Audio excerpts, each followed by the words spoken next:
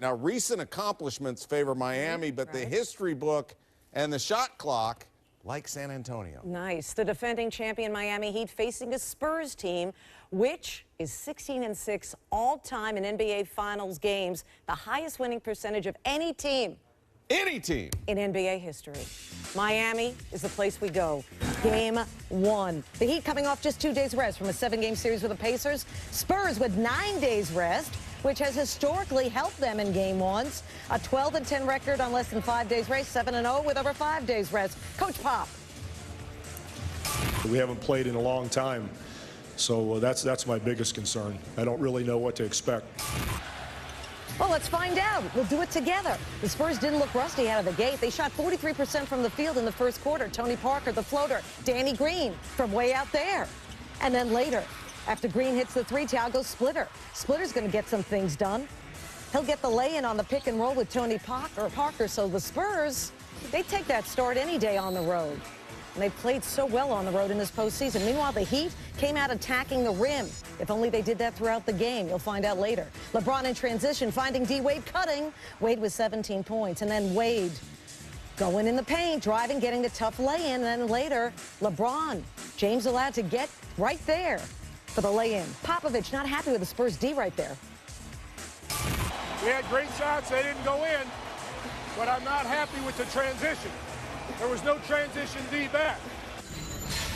You know, several Heat bench players also contributed from downtown. Ray Allen got off to a very good start. It's been an inconsistent postseason, but he comes through there. He's wide open, and then Allen finding it and feeling it, knocking down another three. That's his specialty, as we all know. And then later, LeBron James finding Mike Miller from downtown, from way downtown.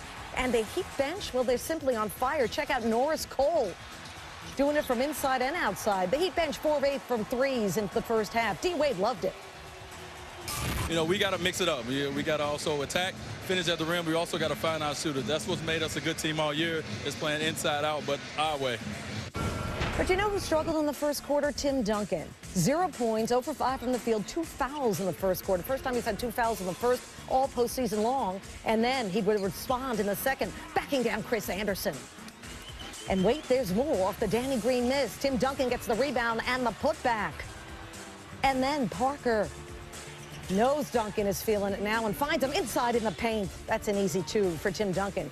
0.8 of a second left in the half, and Duncan will knock down the jumper at the buzzer. Told you the 0 points in the first for Timmy. Second quarter, he had 12 points, 5 of 7 from the field. Huge difference. Let's go to the fourth. It was a 1-point game. San Antonio down. Off the miss by Gary Neal, Kawhi Leonard, who did such a great job guarding LeBron James when it mattered most, gets the tip-in. Spurs up 1. Under 4 minutes to go, Spurs up 4. It's Parker.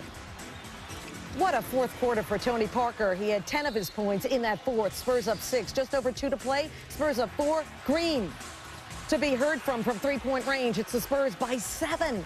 What's going on with the Heat in the fourth? LeBron to the rescue, driving, gets the 2, Heat within 5. Just over 1 minute to play, 4-point game. LeBron passes up a shot, kicking out to Bosh, who doesn't, wow, he doesn't make it from there. Spurs with a rebound. Bosh not thrilled. After 2 LeBron free throws, Spurs up 2, 16 seconds left. Significant. Tony Parker forced to the corner. LeBron hounds him. Parker falls down, keeps his dribble, gets back up, hits the shot off glass. C'est magnifique! As the shot clock expires, Parker fired up, and why not? But did he beat the buzzer? Bring out the ESPN Access. Will you please? We got to figure this out. Parker, able to avoid LeBron James. He did get the shot off before the shot clock expired. They looked at this about a zillion times. The ball appears to be just out of Parker's hand in time. An incredible play by Parker to stay with the play, keep his composure, and knock down the shot. Here's Parker and LeBron on the possession. It was so crazy, that play, that after a while I was just trying to get a shot up. You know, I lost the ball like 3 times, and it didn't work out like I wanted to. But at the end, it was a big shot, and you know, it's like that in the finals. You need a little bit of luck, and we had it tonight. Tough. You made me go back to that play. I mean, Tony did everything wrong and did everything right in the same possession. I mean, he stumbled 2 or 3 times. He fell over, and you know, when he fell over, I was like, okay, well, I'm about to try to tie this ball up, and he got up and went under my arm. I got a great contest, and he even double pumped it, and barely got it off. I mean, that was the longest 24 seconds that I've been a part of. No question, Tony Parker, the best player on the floor in that fourth quarter. LeBron finding Wade inside? No, forget about it. Time will expire on the Heat. For them in game one, it was all Spurs when it mattered most. 92-88. They're up 1-0. LeBron, 18 points, 18 rebounds, 10 assists. His 10th career playoff triple-double. Third in the NBA Finals in the loss. The Spurs, meantime, improved to 5-0 in game ones of the NBA Finals in their history. They do so by committing, get this, just 4 turnovers in the game and shutting down Miami's offense in that fourth quarter. Wade and Bosh combined for just 2 points in that final frame. Game 2 will now feel like a Game 7 for the Heat, back in Miami Sunday on ABC. We were very fortunate because it looked like he lost it 2 or 3 times, as you mentioned.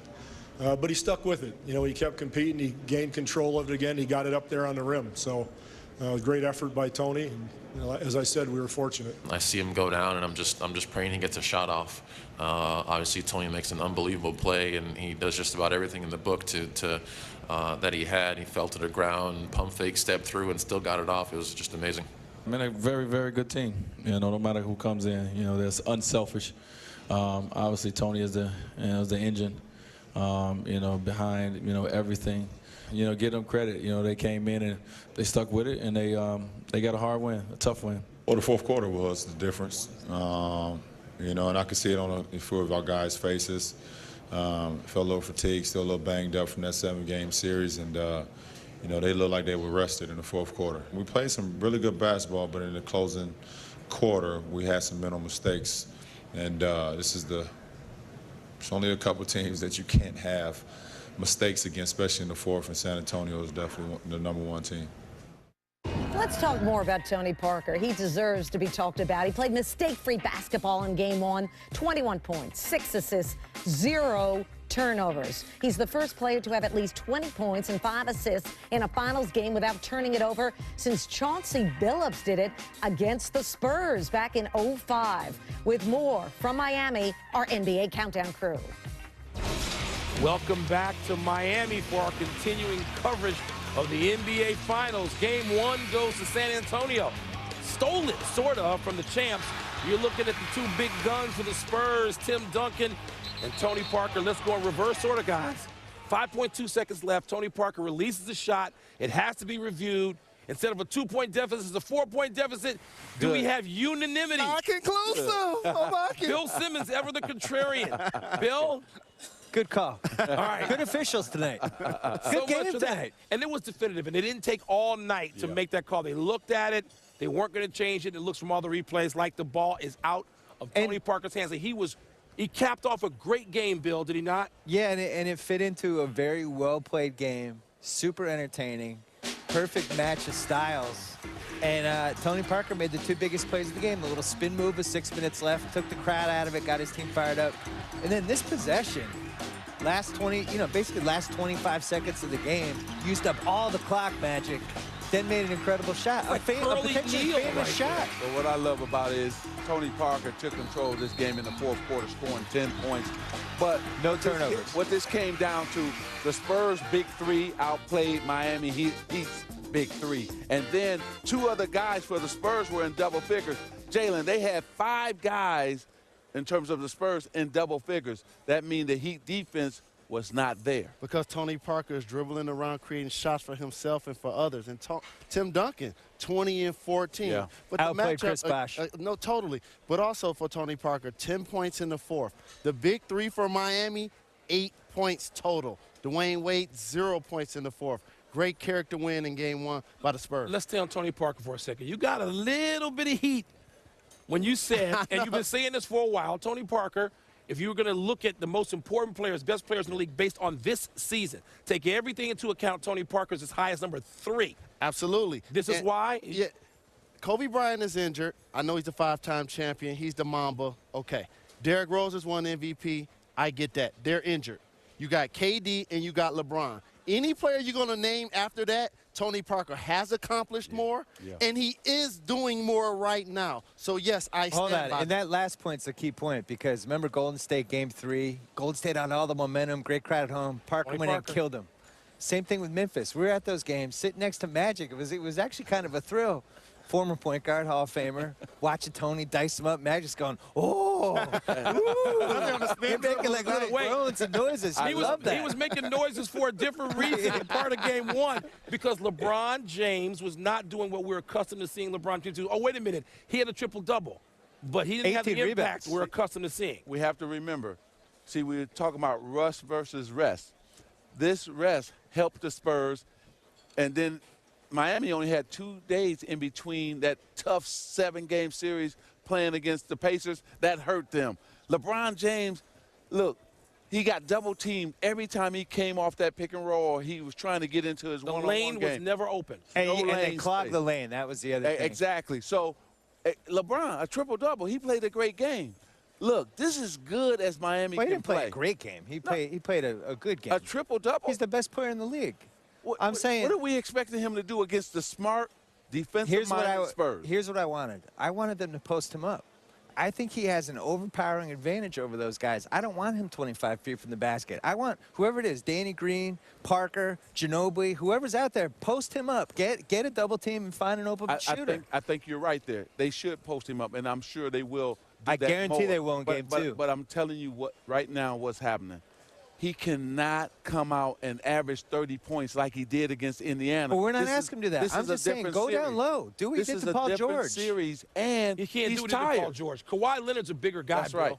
And he's the He's not a bigger guy than Paul George. Yeah, he is. Bigger, stronger. Yeah, he is. Oh, stop it. LeBron James weighs 290 pounds. I didn't say he was as big as LeBron James. I'm just saying Paul George is like a pencil body compared to Kawhi Leonard. Go to the hole. Go down the hole, post the little guys up. Bill Simmons, to Magic Johnson's point, this is a team game. Yes. And when a guy gets 18 rebounds, that's normally what your power forward or center does. 16 when of a them guy were on the gets 10 defensive assists, that's normally what your point guard does. Right. He actually was posting up and collapsing the defense. And then they went away from it. The problem is his power forward, instead of playing like a 4 or 5, Chris Bosh, he's playing like a 2 or 3, and the geometry of the floor allows him to be open for a reason. That's right. We're gonna wrap it up and throw it back to the studio.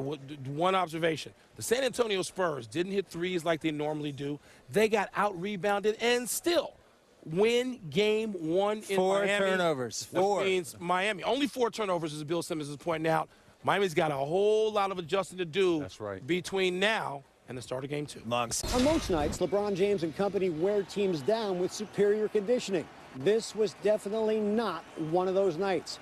On this night, the younger Heat were facing a San Antonio team whose big three range between 31 and 37 years old. Miami prides itself on fourth-quarter execution, but they were pickpocketed by Kawhi Leonard, hounded by Manu Ginobili, and harassed by Tony Parker. 5 fourth-quarter turnovers undid the Heat, a team that committed only 2 in the entire first half. I thought we was a little fatigued, honestly, in the fourth quarter. Looking around, we looked like a team that came off a 7-game series. Well, the fourth quarter was the difference, and I could see it on a few of our guys' faces. Felt a little fatigued, still a little banged up from that 7-game series, and they looked like they were rested in the fourth quarter, and they took advantage of that. We had some mental mistakes. There's only a couple teams that you can't have mistakes against, especially in the fourth, and San Antonio is definitely the #1 team. So for the 5th time in the last 2 postseasons, the Miami Heat have squandered home court advantage before the series left South Beach. They overcame Indiana and Oklahoma City last year and survived the Bulls and Pacers to get to this point. But San Antonio is an entirely different challenge. Not only are the Spurs 7-1 on the road this postseason, but their core players have more championship experience than Miami's. The Spurs have never lost Game 1 in 5 NBA Finals appearances. Perhaps it's no coincidence, San Antonio has also never lost a championship series.